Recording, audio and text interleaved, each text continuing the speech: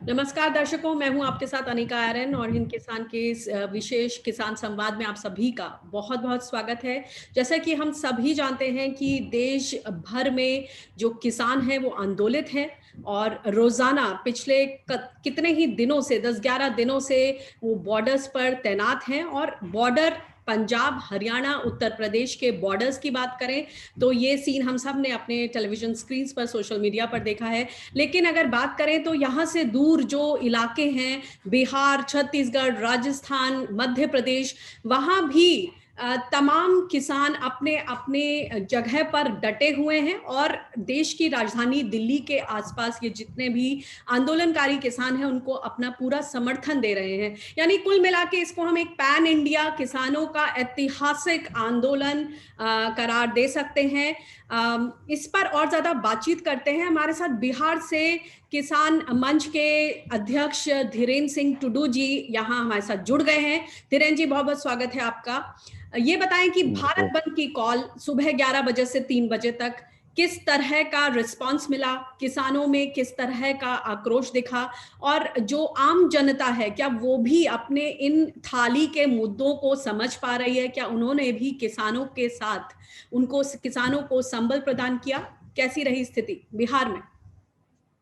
देखिए, बिहार पूर्णतः कृषि प्रधान राज्य है और यहाँ स्वतः स्फूर्त भारत बंद किसानों के साथ व्यापारी, रोजमर्रे की जिंदगी जीने वाले मजदूर और महिला और आवाम सारे लोगों ने अपने स्वेच्छा से दुकानें, बाजारों और ठेला रिक्शा सब बंद कर दिया और बंद करके सड़क पे किसान उतरे और बहुत ज्यादा संख्या में महिलाएं सड़क पे उतरी।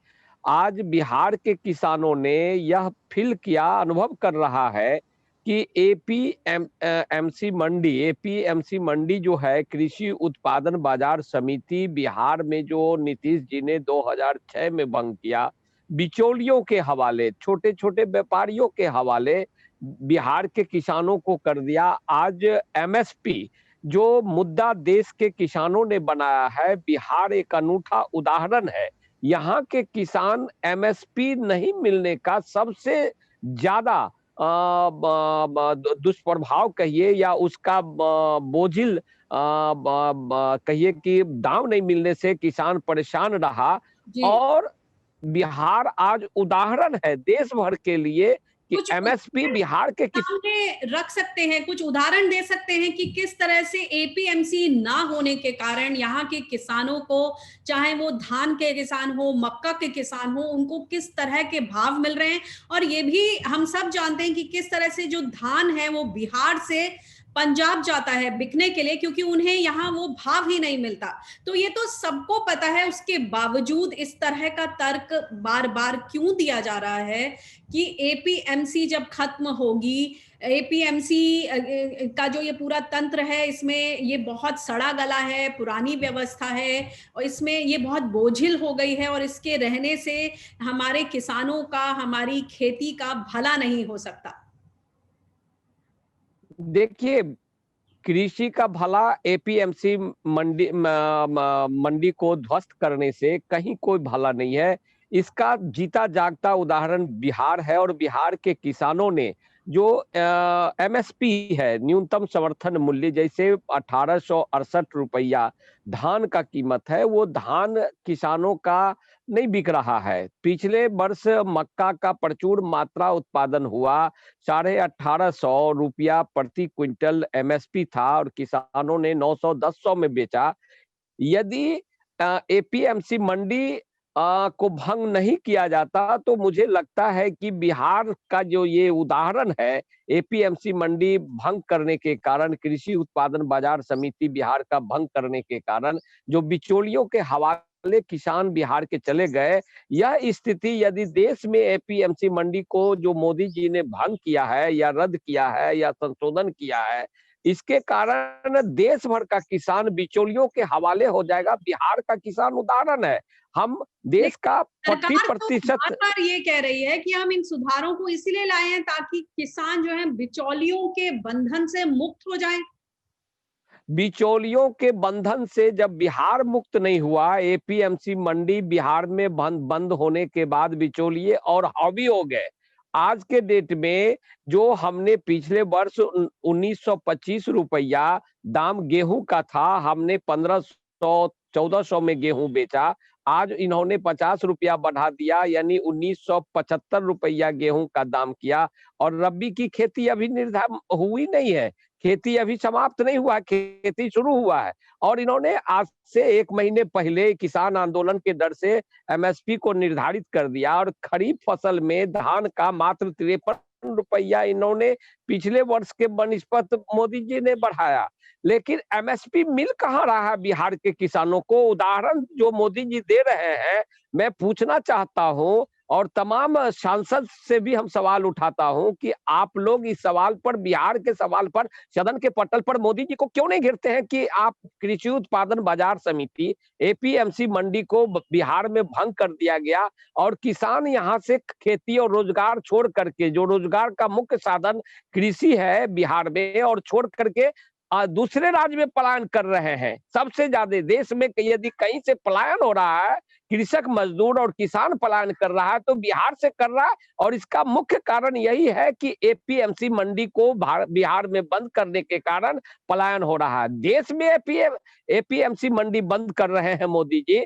यदि ऐसा हुआ और इन्होंने जो कर दिया है, तो देश में बेरोजगारी बढ़ेगी, बेकारी बढ़ेगी, कृषि घाटे का सौदा पहले भी था, अब भी कृषि का घाटे का सौदा बनेगा और खेती लोग नहीं कर पाएंगे। ये खेती से लोगों को मुंह मोड़ने के दिशा में मोदी जी ले जा रहे हैं। मोह भंग होगा, कृषि उन्नत खेती भारत में नहीं हो पाएगा और लोग खेती से भागेंगे, किसानी से भागेंगे। यहाँ मैं एक बात क्लियर करना चाहती हूँ कि जैसे बातचीत में ये बार-बार आ रही है कि एपीएमसी मंडियों को बंद कर दिया गया या कर दिया जाएगा, ये एक लॉजिकल कंक्लूजन बन रहा है। हम अपने दर्शकों को बता दें कि सरकार ने जो 3 कृषि रिफॉर्म्स लाए हैं, उसमें जो पहला है कि एपीएमसी मंडियों के अलावा एक वैकल्पिक व्यवस्था की बात कही गई है, लेकिन क्योंकि वो व्यवस्था इस तरह से डिजाइन की गई है, जो उसमें मंडी फी है, जो स्ट्रक्चर है, जो प्राइवेट ट्रेडर्स हैं वो जिस तरह से खरीद फरोख्त करेंगे, तो उससे ये समझा जा रहा है, उसका बड़ा डर लगा हुआ है कि कहीं ना कहीं जो एपीएमसी में जो खरीद फरोख्त होती थी, क्योंकि वहां फीस लगेगी, जो पुराने तरीके से जो ढांचा था उसको कहीं ना कहीं धक्का लगेगा और धीरे धीरे ये ढांचा ध्वस्त हो जाएगा। इसलिए इस तरह की आशंकाएं सामने रखी गई है। हालांकि बार बार ये तमाम मुद्दे उठ रहे हैं, तो कृषि मंत्री और प्रधानमंत्री बार बार ये आश्वासन दे रहे हैं कि हमने एपीएमसी की जो व्यवस्था है उसको खत्म नहीं किया है, रद्द नहीं किया है, सिर्फ एक वैकल्पिक व्यवस्था, समानांतर व्यवस्था सामने रखी है। लेकिन आशंका जो है वो यही है कि अगर एपीएमसी पर की पूरी व्यवस्था ध्वस्त हुई, तो जो पूरी एमएसपी है, जो तंत्र है जिससे किसानों को एक भाव मिलता है, एक भाव सुनिश्चित होता है, बेंचमार्किंग होती है, वो कहीं ना कहीं उस पर जरूर असर पड़ेगा। इसलिए हम ये बातचीत कर रहे हैं। एक बात बताइए धीरेन्द्र जी, कि जो हाल ही में जो विधानसभा चुनाव हुए बिहार में, हाँ बहुत ये नारा बुलंद हुआ कुर्सी या किसान, उसके बावजूद जिस तरह से परिणाम आए, एक बार फिर से जो जनता इतनी ज्यादा परेशान थी, तमाम चीजें थी, बाढ़ आई, भाव नहीं मिले, मक्का सड़ी गली, खेती को बहुत ज्यादा धक्का मिला, कोई रोड मैप नहीं था। इन सारी चीजों के बीच फिर से वही सरकार एक बार वापस आई। इसको लेकर किसानों में, किसान नेताओं में और जो लोग खेती बाड़ी से जुड़े हैं उनके मन में किस तरह के भाव हैं? और एक और सर्वे सामने आया है लोकनीति CSDS का, centre for study of developing studies, जिसमें ये बात सामने रखी गई है कि खेती कि टॉप 10 विषयों में आई ही नहीं। बिहार के जो चुनाव हुए उनमें वो कहीं भी फिगर नहीं करी खेती। क्या ये सही है या आपको लगता है ये एक नैरेटिव है? ये सही नहीं है, ये नैरेटिव है। देश के नीति आयोग ने पिछले वर्ष सर्वे किया था और बिहार में 13 जिला को कृषि, आर्थिक और शैक्षणिक दृष्टिकोण से सबसे पिछला जिला माना गया था। देश भर में 13 जिला बिहार में माना गया और एपीएमसी मंडी को या बाजारीकरण जो मोदी जी ने कर रहे हैं कृषि को, देश के कुल आबादी का जो कृषि पे आधारित किसान है, उसको 86% किसानों को 2 एकड़ जमीन अब नहीं है। आबादी बढ़ती गई, जमीन घटता गया और किसान लागत पूंजी बढ़ाने से भाग रहे हैं और खेती से भाग रहे हैं। जब उनको बेचने का एक जिला से दूसरे जिला या एक मंडी से दूसरे मंडी बेचने की बात होगी, तो उनको साधन नहीं है कि वो अपने ट्रॉली से या ट्रैक्टर से या ट्रक से ले जाकर के दूसरे जिला या दूसरे राज्य में बेच सके। ये स्थिति बनी हुई है कि बिचौलियों के हवाले निश्चित रूप से मोदी जी ने किसानों को कर दिया है और कहीं से भी ये कृषि के जो 3 काला अध्यादेश में एक बाजारीकरण की जो नीति मोदी जी का है, ये किसान के हितकर नहीं है और बिहार के किसान सबसे ज्यादा पीड़ित है, पहले से पीड़ित है और इसको हम सरजमीन पे हमने अनुभव कर रहा हूँ बिहार के किसान कि मुझे एपीएमसी मंडी नहीं रहने के कारण, कृषि उत्पादन बाजार समिति भंग किए जाने के कारण बिहार के किसान बिचौलियों के हवाले है और देश भर के किसान बिचौलियों के हवाले होंगे। रही सवाल आपने चुनाव का कहा, तो चुनाव में एनडीए बिहार में घटा है, उसका सीट घटा है। आज 6 गो एमएलए एनडीए का बिहार में भाग जाए तो कभी भी सरकार एनडीए का बिहार में गिर सकता है और कभी भी मध्यावधि चुनाव की संभावना बन सकती है। किसानों ने एनडीए के खिलाफ वोट दिया और उसमें कमजोर बिहार में एनडीए हुआ है, ना कि वो मजबूत हुआ है। जी, तो आपको लगता है कि ऐसा कहना सही नहीं होगा कि कृषि का मुद्दा इन चुनाव में, बिहार विधानसभा चुनाव में नहीं उछला, ऐसा कहना गलत होगा।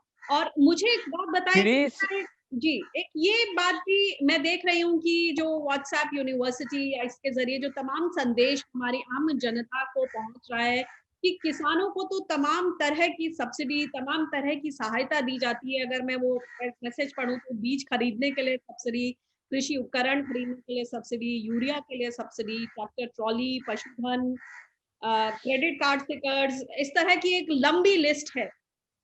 फिर उनको लगता है, कहा जा रहा है कि इतना सब कुछ मिलने के बाद भी अगर किसान आंदोलित हैं और सड़क पर हैं, आपको लगता है कि कहीं न कहीं आम जनता को अभी भी किसानों के जो मुद्दे हैं, मेन जो मांग है, डिमांड एमएसपी की गारंटी और इन 3 कृषि कानून को वापस लिया जाए, क्योंकि वो ये चाहते नहीं थे और अगर ये लाना भी चाहते हैं तो उनकी सहमति नहीं है, उनसे रायशुमारी नहीं ली गई। आपको लगता है कि कहीं न कहीं ये पॉइंट्स मिसिंग हैं? देखिए अनिका जी, आपने जो सवाल उठाया कि बिहार में किसान का मुद्दा या कृषि मुद्दा बना या न बना, मैं सबसे पहले इस पे बता दूं कि नीतीश जी ने अपने घोषणा पत्र में, एनडीए ने घोषणा पत्र में कहा था कि मैं किसानों को हर खेत में पानी और बिजली उपलब्ध कराऊंगा। ये किसान का मुद्दा था। और एक तरफ प्रतिपक्ष ने कहा था कि यदि मेरी सरकार बनेगी तो मैं किसानों का ऋण माफ करूंगा। किसानी मुद्दा बिहार में था, इसमें कहीं कोई दुमत नहीं है। और रहा सवाल कि बिहार में किसान जो है पूर्ण रूप से प्रभावित है, एपीएमसी मंडी को यदि मोदी जी ने भंग कर दिया, बाजारीकरण को बढ़ावा दे दिया, तो बिहार, मैं बार-बार बोल रहा हूं कि बिहार के किसान जो है सो पलायन किया है, बेरोजगारी बढ़ी है, यहाँ रोजगार नहीं है। कृषि मुद्दा के कारण जितने उद्योग कृषि पे आधारित बिहार के थे, चाहे वो जूट मिल हो या चीनी मिल हो या मिल्क सिटी हो या सिल्क सिटी हो, सारा का सारा बंद पड़ा है और यहाँ से पलायन कर गया। देश में यदि एपीएमसी मंडी या बाजारीकरण को लाया गया, एपीएमसी मंडी को बंद करते हुए बाजारीकरण को लाया गया, तो यहाँ पूरे देश में किसान खेती छोड़ देंगे। जब खेती छोड़ेंगे तो अन्न पैदावार घटेगा और हमारा जो आज भंडारण क्षमता देश में बढ़ा है अन्न के मामले में, वो पूर्ण रूप से हमारा भंडारण घटेगा। हम विदेश पर निर्भर करेंगे, विदेश से आयात होगा। मक्का इतना बड़ा प्रचुर मात्रा में बिहार में उत्पादन हुआ, लेकिन बिहार के मुखिया नीतीश जी ने निर्यात करने का प्रस्ताव केंद्र सरकार को दिया ही नहीं। यदि दिया होता तो हम केंद्र को भी घेरते। और यही कारण है कि आज सड़क पर किसान एनडीए के खिलाफ है, सरकार के खिलाफ है, नीतीश और मोदी के खिलाफ है। क्योंकि सबसे ज्यादा मक्का उत्पादक राज्यों में बिहार अग्रणी है और यहाँ के किसान पिराए हैं, उसको पीड़ा मिला है, दर्द मिला है और जी। सड़क पर है। आज पूर्ण रूप से सफल भारत बंद और बिहार बंद हुआ है। जो मैंने आपसे एक और प्रश्न पूछा, जो ये सब्सिडी का पूरा एक लिस्ट पकड़ा दी जाती है कि किसानों को तमाम तरह की सुविधाएं, सहूलियतें, सहायता दी जाती है, उसके बावजूद भी किसान सड़क पर हैं। कहीं आपको लगता है कि लोगों की जो समझ है वो अभी भी इस तरह के व्हाट्सएप मैसेजेस और इस तरह के भ्रामक संदेशों पर टिकी हुई है? बि- बिहार में सबसे पहला राज्य बिहार है जहां फसल बीमा नीतीश जी ने बंद कर दिया, फसल बीमा। और फसल बीमा के जगह इन्होंने फसल सहायता योजना लाया और वो भी राशि किसानों को सहायता के रूप में नहीं मिलता है। फसल क्षतिपूर्ति इस बार बिहार का 17 डिस्ट्रिक्ट का 334 प्रखंड में बाढ़ और जल जमाव से हुआ। अभी तक किसानों के खाते में एक पैसा नहीं गया, सब्सिडी के रूप में, अनुदान राशि के रूप में एक पैसा नहीं गया। लॉकडाउन और कोरोना के कारण जो ये लोग बोल रहे हैं कि हम त्वरित बीज वितरण का कार्यक्रम मेरा था, लक्ष्य मेरा था किसानों को मुफ्त में और सब्सिडी पर बीज दें। धान, खरीफ का धान, मक्का और सोयाबीन का बीज इन्होंने समय पर नहीं दे पाया। बिहार सरकार का लक्ष्य कृषि रोड में फेल कर गया। दूसरा चीज कि यंत्र पर इन्होंने जो सब्सिडी देने की बात की है, पहले था नियम कि परमिट लीजिए और जाकर के आप यंत्र खरीदिए। यंत्र खरीदता था तो सब्सिडी खाते में आता था। उसमें लोचा ये था, परेशानी ये था कि दुकानदार कमीशन लेते थे तब जाकर के उसके खाते में मिलता था, और जो नहीं दे पाते थे, सक्षम नहीं थे किसान, उन लोगों को नहीं मिल पाता था। प्रशासन या कृषि विभाग या जो व्यापारी है जो बेचते हैं यंत्र, वो इसका लाभ कमीशन के तौर पर लेते थे। किसान को मिल कहाँ रहा? खाद 266 रुपया यूरिया का कीमत है और वो 266 के बदले 330 और 300 में यूरिया मिल रहा है। पहले यूरिया का वजन एक पैकेट का 50 केजी होता था, आज घट के 45 केजी हो गया है। इन्होंने तो वजन घटा दिया, दाम तो वही रखे हुए है, सब्सिडी कहाँ मिल रहा है?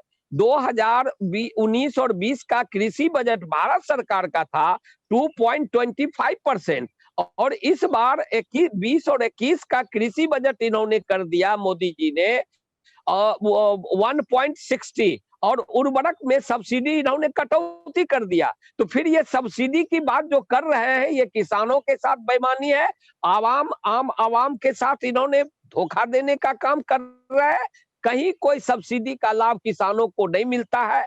देश के किसान अपना जो संसाधन है उससे वो खेती कर रहे हैं। परंपरागत खेती से चूंकि पैदावार नहीं बढ़ रहा था तो यंत्र के आधार पर कर रहे हैं, और यंत्र में भी सब्सिडी नहीं मिल रहा है। जी, जी। सोलर पंप का इन्होंने घोषणा किया, इन मोदी जी जी, सोलर पंप का घोषणा किया कि सोलर पंप हम देंगे किसानों को सब्सिडी पे। बिहार में आज तक, अभी तक, आज के डेट में एक भी डिस्ट्रिक्ट में और एक भी किसानों को सोलर पंप भारत सरकार के द्वारा जो उपलब्ध कराने की बात बजट में था, आज तक सोलर पंप उपलब्ध नहीं हो पाया। मुझे तो लगता है कि देश के किसी राज्य में सोलर पंप किसानों को भारत सरकार ने या कृषि विभाग ने उपलब्ध नहीं कराया। ये डपोर संखी है, थोथी दलील है, कोथी दलील है। कहीं कोई किसान के साथ कोई जो है सो सब्सिडी नहीं मिल रहा।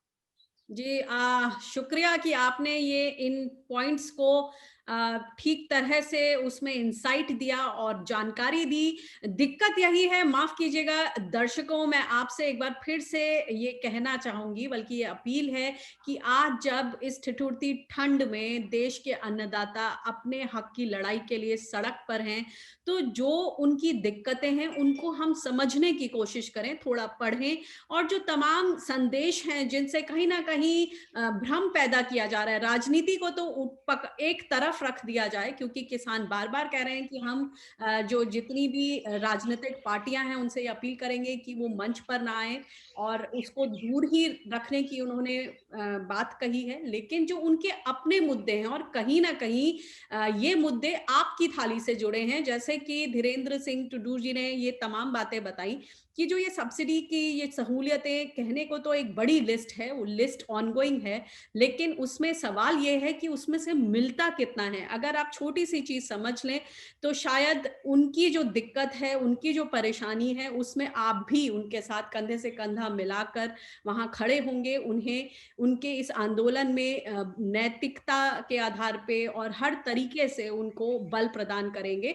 धीरेन्द्र जी, बहुत-बहुत शुक्रिया बिहार की एक तस्वीर सामने रखने के लिए और ये बताने के लिए कि ये जो आंदोलन है, ये सिर्फ पंजाब, हरियाणा, पश्चिमी उत्तर प्रदेश और कहीं कुछ राज्यों तक ही सीमित नहीं है, बल्कि मैं देख रही थी सिंघू बॉर्डर पर तमिलनाडु से भी किसान आए हुए हैं, मध्य प्रदेश, महाराष्ट्र, राजस्थान, उत्तराखंड, तमाम जगहों से आए हैं और जहाँ नहीं आए हैं वो लोग छत्तीसगढ़ और बिहार में, जैसे क्योंकि डिस्टेंस इतना ज़्यादा है, सब अपने-अपनी जगह पर किसान आंदोलन को संबल प्रदान कर रहे हैं, अपनी-अपनी नाराज़गी ज़ाहिर कर रहे हैं, अपनी तरफ से आंदोलन करके अपने ही इलाकों में।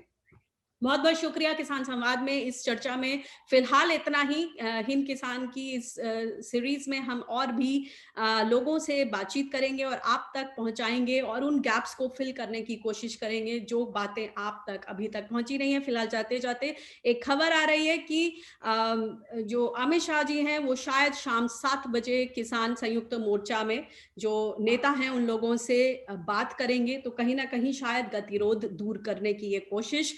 बुधवार को तो सभी को पता है कि 9 दिसंबर को एक बैठक बुलाई गई है। तो फिलहाल नज़रें इन बैठकों पर कि आखिरकार क्या फैसला होता है। नमस्कार।